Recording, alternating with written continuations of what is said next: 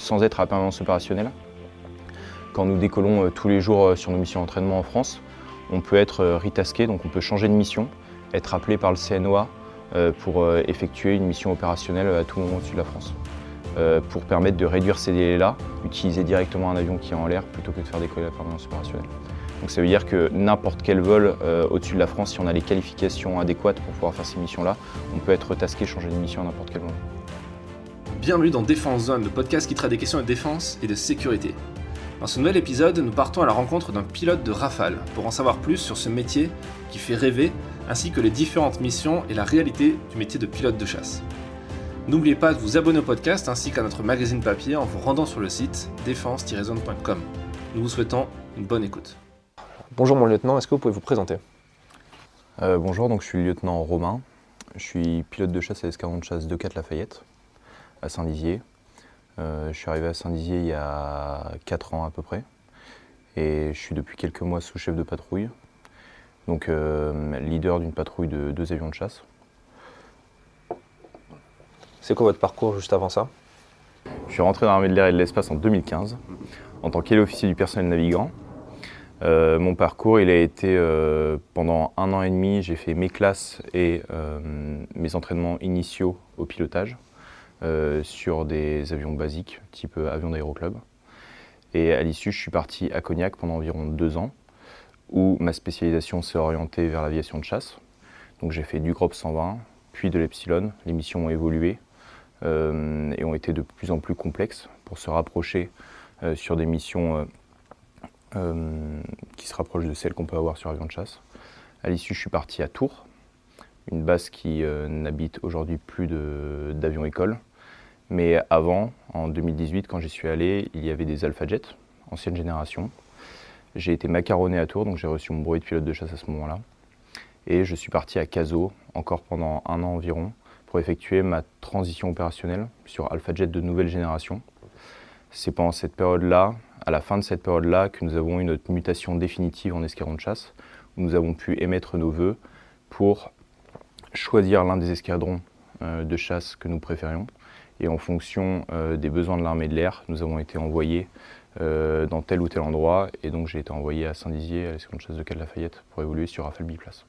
D'accord. Cette base, elle est très demandée, justement, à ce moment-là ? Le Rafale, en règle générale, il est très demandé parce que c'est le fleuron de l'armée française. Donc beaucoup de gens souhaitent pouvoir le piloter un jour. Et tout comme Mont-de-Marsan qui habite aussi des Rafales, Saint-Dizier est demandé. Ça dépend vraiment des profils. Passer d'un avion école à un Rafale, ça doit être quelque chose, non ? Alors oui, c'est quelque chose effectivement. Ce qui est l'enveloppe de vol de l'Alpha Jet se ressemble un petit peu à celui du Rafale, car ce sont 2 avions à réaction qui évoluent assez vite et qui peuvent évoluer sur des tranches d'altitude assez grandes. Néanmoins, ce qui change énormément dès qu'on arrive sur Rafale, c'est tout le système d'armes, qui est intégrant de cet avion-là. Et ça demande énormément de travail pour l'appréhender. Pourquoi ? Parce que sur Alpha Jet, on faisait toutes nos navigations, nos attaques, etc. uniquement avec des aiguilles. Et là, on passe avec des écrans tactiles, un système d'armes très développé, énormément d'armements à connaître et des missions. Donc le Rafale Omnirole, donc il faut appréhender toutes ces missions-là. Donc ça veut dire énormément de travail au sol, énormément d'entraînement en vol pour pouvoir toutes les dompter. D'accord. Vous avez combien d'heures de vol ? Là, actuellement, j'ai environ 900 heures de vol sur tout avion confondu. Et sur Rafale, j'en ai un peu plus de 500. D'accord. Et qu'est-ce qu'on ressent là, pendant le premier vol en Rafale ? Est-ce que vous vous en souvenez ? Oui, bien sûr, je m'en souviens. Ce qu'on ressent, c'est une puissance énorme, contrairement à l'Alpha Jet. Il faut imaginer que l'avion, globalement, sur une longueur de piste, il est capable d'accélérer en quelques dizaines de secondes à presque 600 km/h. Donc la poussée, moi je ne connaissais pas cette poussée avant, donc c'est vraiment quelque chose qu'on découvre. Et puis après, cet avion demande énormément en conditions physiques également, parce qu'on tire énormément de facteurs de charge, donc c'est très éprouvant pour le corps. Notre corps ne connaît pas ça, il doit s'habituer au fur et à mesure des vols pour qu'il n'y ait plus d'appréhension et que le vol devienne plus simple. Ouais, du coup, vous êtes obligé, comme tous les militaires, vous êtes obligé déjà d'avoir une bonne condition physique et de vous entraîner régulièrement. Mais là, encore plus à cause de ce facteur-là. Effectivement, le Rafale donc, est très physique, comme je viens de vous le dire, et ça demande de s'entretenir physiquement. On ne demande pas, il n'y a pas nécessité d'être un grand athlète. Néanmoins, faire du sport régulièrement pour avoir une posture correcte et avoir surtout le cardio aussi qui va avec. Parce que le facteur de charge demande à notre cœur de battre beaucoup plus vite. Et ainsi, il faut que le cœur soit préparé. Et donc s'entraîner au sol avant de subir en vol, c'est toujours mieux.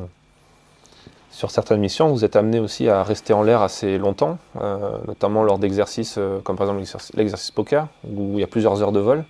Comment vous faites pour maintenir un niveau d'attention élevé, un niveau de fatigue le plus normal possible, on va dire, plus restreint? Alors effectivement, on est capable, pendant les vols poker, on vole entre 4h30 et 5h. Et on peut faire des vols opérationnels qui vont jusqu'à presque 10 heures de vol. Donc les premiers vols donc, sont très éprouvants et notre corps s'y habitue. C'est vraiment de l'habitude qu'on a au fur et à mesure de l'expérience, qu'on acquiert. La tension, il faut savoir la doser pendant tout ce vol. Donc ce qu'il faut, c'est surtout pas trop se relâcher. Il faut toujours garder un seuil de vigilance léger, même pendant les phases assez simples de ce vol, comme sont les phases de transit, etc. Et réussir à garder son énergie pour les phases qui sont beaucoup plus denses, comme les phases tactiques, les phases d'attaque, etc., qu'on peut avoir en très basse altitude, à très haute vitesse, où là, la vigilance doit être à son maximum pour pouvoir garantir la sécurité des vols, bien évidemment, et une mission accomplie à la fin. Depuis que vous avez commencé, vous avez déjà eu affaire à ce genre de situation, de passer en vol tactique et peut-être même un peu prendre des risques, d'avoir un certain niveau d'engagement? Ça peut arriver, notamment là aujourd'hui on est à la permanence opérationnelle, ça peut arriver que nous partions sur des Tango Scramble, ce sont des vols qui sont destinés à l'entraînement initialement. Et pendant ces vols-là, on soit retasqué, donc ça veut dire qu'on change de mission et qu'on passe sur du Alpha Scramble, donc ça veut dire qu'on passe sur des vols live, qui sont des vols opérationnels, en un minimum de temps. Donc c'est juste le contrôle qui nous informe qu'on passe dès maintenant sur un vol opérationnel. Donc là, la mission attention doit être forcément, l'attention doit être augmentée tout de suite et passer sur un mindset beaucoup plus professionnel pour gérer au mieux cette mission-là. C'est-à-dire qu'en fait, vous partez pour un entraînement, mais vous êtes dérouté pour intervenir en réel, quoi. En réel, exactement. D'accord. Ça arrive souvent? Ça arrive assez souvent, pas tout le temps, mais ça arrive assez souvent. Pourquoi? Parce qu'un avion en l'air est beaucoup plus rapide à intervenir que de faire décoller un avion qui est au sol, comme nous actuellement, en une dizaine de minutes. Voilà. Ça veut dire que quand vous partez en entraînement, vous avez toujours ça en tête? Vous dites à tout moment, ça peut partir en réel? Oui, bien sûr. Sans être à la permanence opérationnelle, quand nous décollons tous les jours sur nos missions d'entraînement en France, on peut être retasqué, donc on peut changer de mission, être appelé par le CNOA pour effectuer une mission opérationnelle à tout moment au-dessus de la France. Pour permettre de réduire ces délais-là, utiliser directement un avion qui est en l'air plutôt que de faire décoller la permanence opérationnelle. Donc ça veut dire que n'importe quel vol au-dessus de la France, si on a les qualifications adéquates pour pouvoir faire ces missions-là, on peut être retasqué, changer de mission à n'importe quel moment. C'est quoi ce genre de mission? C'est quoi? C'est de la surveillance? C'est de l'intervention sur des aéronefs qui ne sont pas censés être là ou...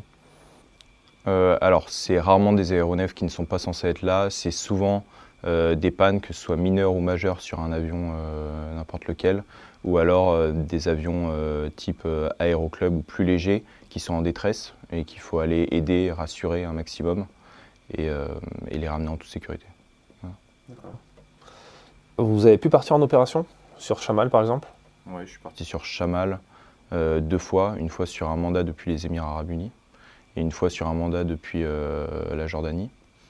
Donc effectivement, on évolue au-dessus de la Syrie et de l'Irak pendant tous ces moments-là.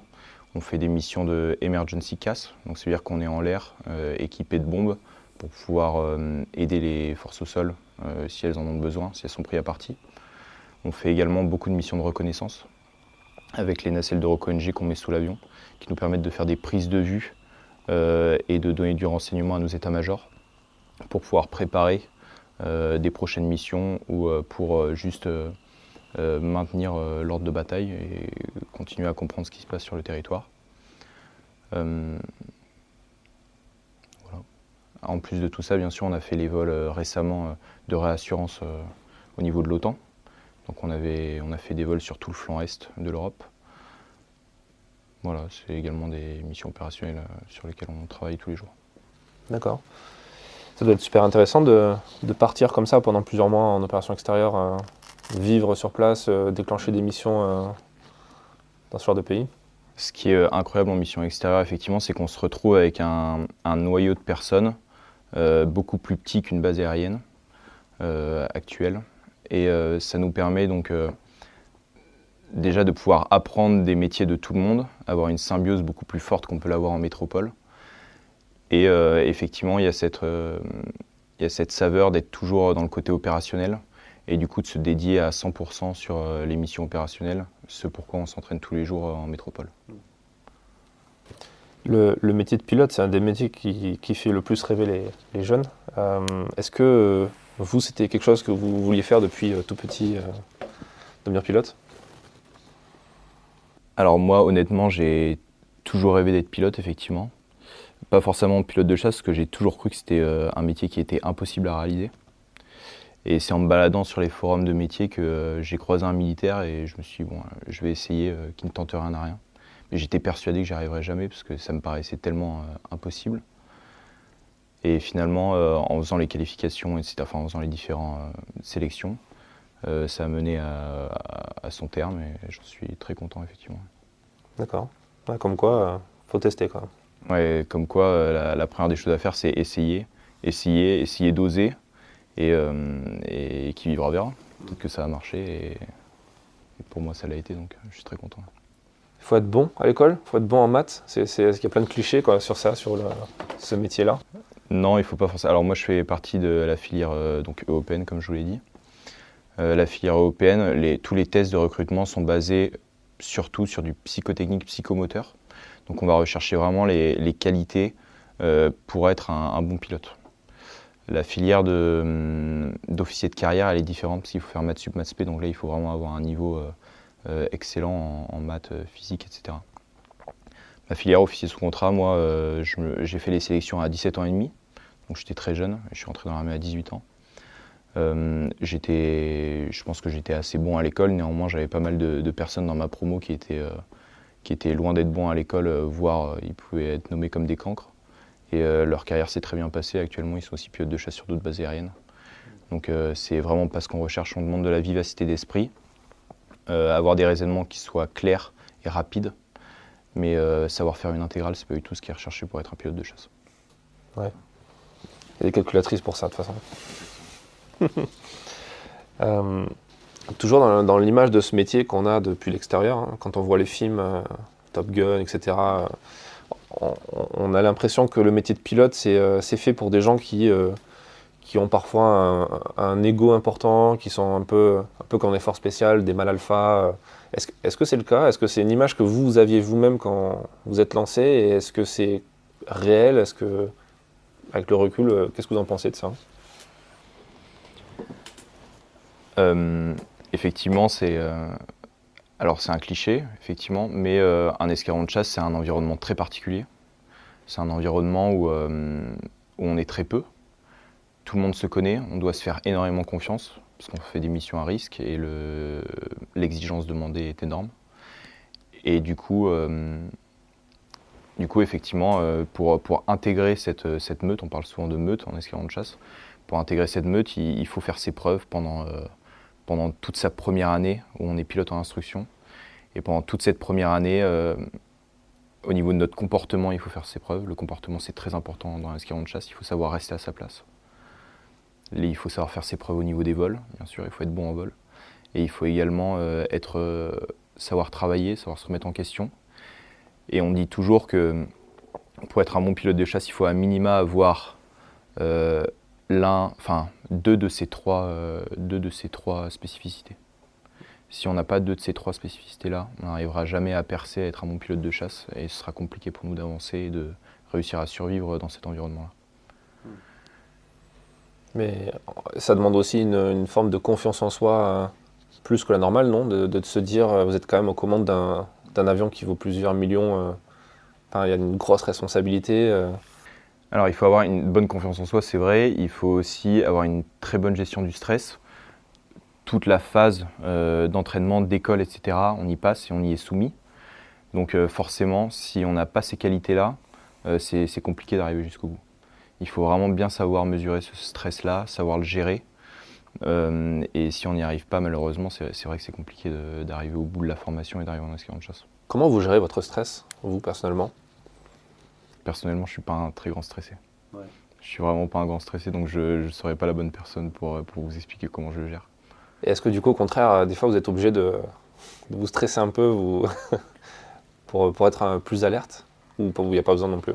Oui, bien sûr. Pour être alerte, ça m'arrive beaucoup plus souvent d'essayer de me mettre dans le match, comme on dit. Donc essayer de se concentrer, se mettre dans sa bulle, ça arrive souvent en vol, pendant qu'on a les phases d'hypovigilance, comme je viens de vous dire, sur les phases de transit. Et dès lors qu'on arrive sur les zones de combat, où là, il faut être extrêmement concentré. Là, ça m'arrive de vraiment me remobiliser, de me dire, maintenant, il va falloir se mettre à 200% dans la mission.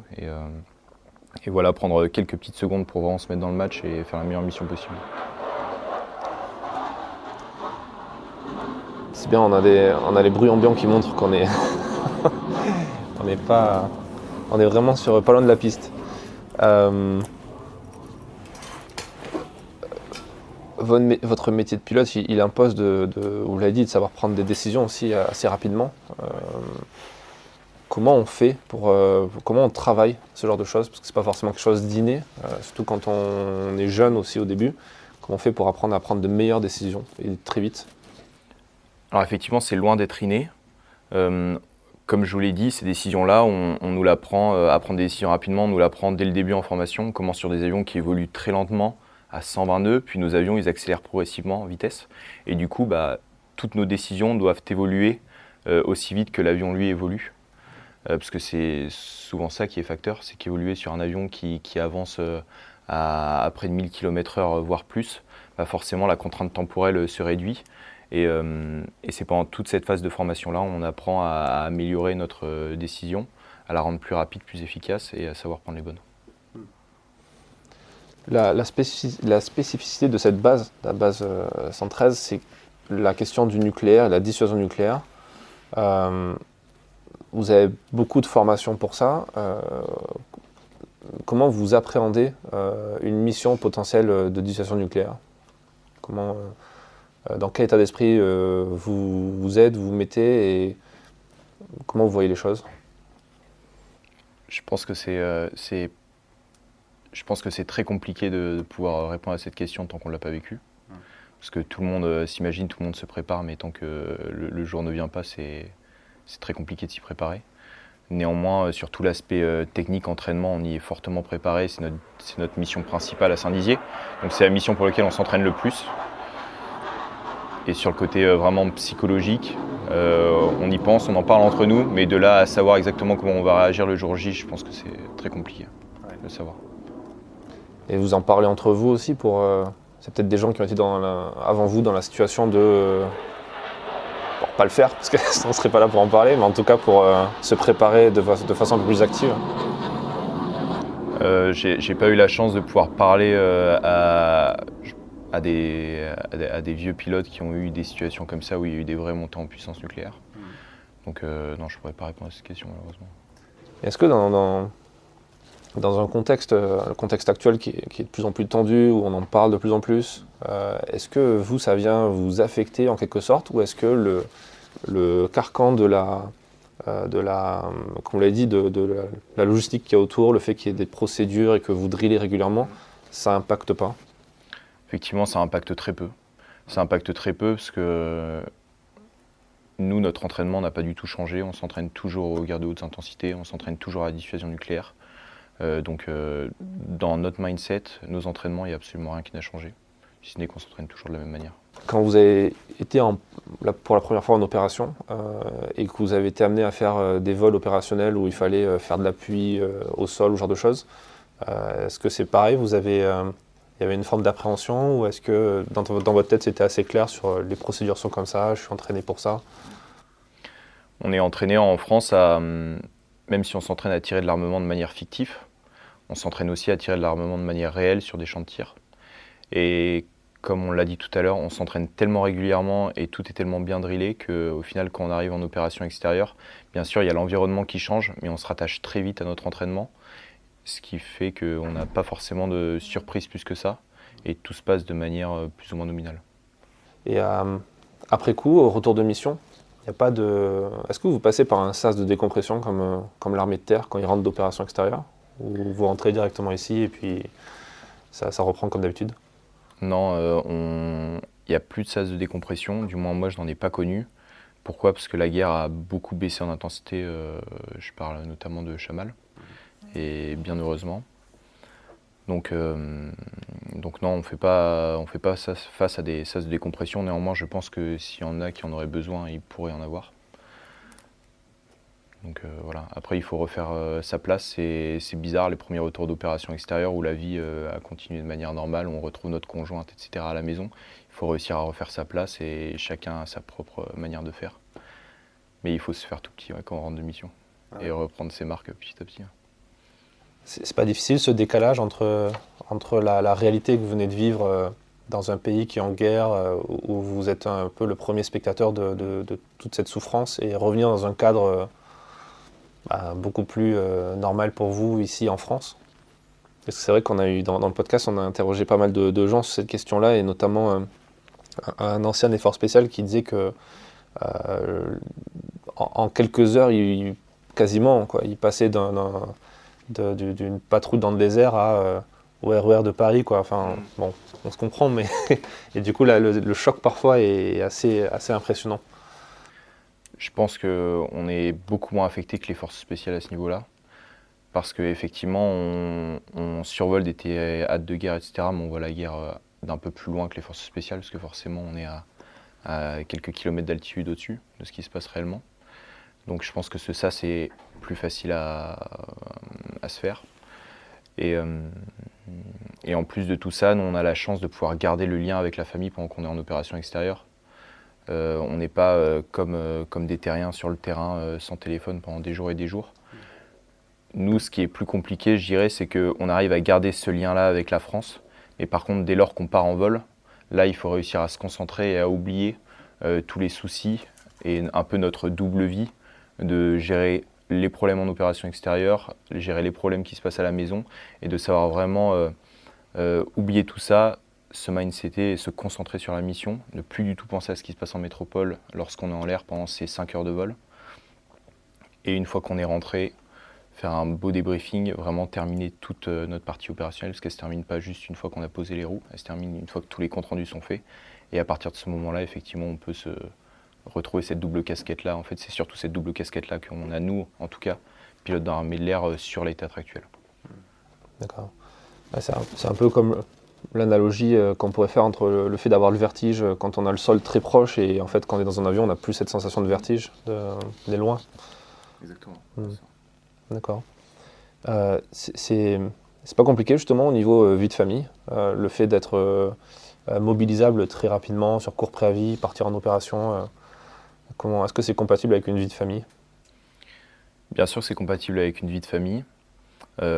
Néanmoins, il faut être complètement transparent avec sa famille quand on s'engage dans un métier comme ça. Et savoir que partir sur des délais très courts, ça peut arriver. Néanmoins, sur la majorité du temps, on a quand même du préavis. Et qu'on fait énormément de jours de découchés dans l'année. Les jours de découchés, c'est-à-dire qu'on n'est pas à la maison le soir, on ne rentre pas à la maison le soir. Moi, à titre indicatif, l'année dernière, j'en ai fait un peu plus de 150, enfin non, environ 150 jours de découchés dans l'année. Donc ça fait presque la moitié de l'année où on n'est pas à la maison. Donc ça, il faut que la famille en soit au courant et être complètement transparent avec eux. D'accord. Pour terminer, est-ce qu'il y aurait un conseil qu'on vous a donné, peut-être par le passé, et qui vous a aidé et que vous aimeriez repartager, ou tout simplement un conseil que vous aimeriez donner à un jeune qui hésiterait, un peu comme vous, qui se balade dans un salon professionnel et il voit un panneau devenez aviateur et il se dit pourquoi pas, mais je sais pas trop. Je pense qu'effectivement, l'un des atouts qu'il faut avoir pour pouvoir faire ce métier-là, c'est d'être réellement passionné. Moi, je connais personne en escadron de chasse qui n'est pas passionné par ce qu'il fait. On a la chance de faire un métier où, moi personnellement, En tout cas, dès que je me lève le matin, je suis extrêmement content de partir au travail. Et quand je passe plus de 2 semaines en vacances, le travail me manque. Je ne sais pas si beaucoup de personnes ont la chance de pouvoir vivre ça à travers leur métier. Du coup, il faut être extrêmement passionné, bien sûr, pour avoir la persévérance et pouvoir traverser toutes les étapes, le stress qui est demandé par la formation, les échecs possibles. Il faut être très rigoureux, parce que la formation le demande, parce que comme vous l'avez mentionné tout à l'heure, on pilote des appareils qui coûtent des millions d'euros. Et pour avoir la chance de faire ça, forcément, la sélection est très dure. Et le travail demandé est énorme et il faut être très rigoureux sur tout ce qu'on fait tous les jours. Et en plus de ça, on en a déjà parlé, la gestion du stress. Il faut avoir cette gestion du stress-là qui est extrêmement importante dans notre métier. Vous pensez à l'après, une fois que vous quitterez ce poste, vous quitterez l'armée, vous pensez aux options qui s'offrent à vous? Alors moi, pour l'instant, quitter l'armée, c'est pas du tout mon envie. Ça fait un peu plus de 3 ans que je suis en escadron de chasse. Je pense que j'ai encore de très belles années à passer en escadron de chasse et j'ai pas du tout envie de quitter ce milieu-là maintenant. Je pense qu'il sera temps. Alors je suis rentré assez jeune, donc moi ma fin de carrière sera à peu près vers les 40 ans. Donc c'est une carrière qui est quand même assez courte. À l'issue, j'y ai déjà pensé rapidement. J'aimerais rester dans quelque chose qui est bien sûr lié à l'aviation et quelque chose qui reste assez technique. Beaucoup d'anciens pilotes de chasse se réorientent vers tout ce qui est Canadair, etc. Pourquoi ? Parce que c'est un métier, je pense, qui ressemble, même si le vecteur n'est pas du tout le même, mais qui ressemble beaucoup à nos missions actuelles aujourd'hui. Et voilà, je pense que la ligne, des gens en pensent. Moi, c'est pas forcément ce qui me fait rêver d'être sur un avion de ligne et faire des navettes tous les jours d'un pays à un autre. Voilà. Vous pilotez dans le civil, à côté du boulot ? Ouais, j'étais pilote d'aéroclub avant de rentrer dans l'armée. Alors, je tiens à rassurer, c'est pas du tout un prérequis pour être pilote de chasse. Dans ma promotion, effectivement, comme de base les gens sont très passionnés, ils commencent par piloter en aéroclub ou faire du planeur avant d'entrer dans l'armée, parce qu'ils ont cette envie-là de voler avant même de rentrer dans l'armée. Néanmoins, il n'y a pas tout le monde, c'est une passion qui est extrêmement chère, qui est extrêmement onéreuse, donc pas tout le monde qui a l'opportunité de pouvoir le faire avant d'entrer dans l'armée.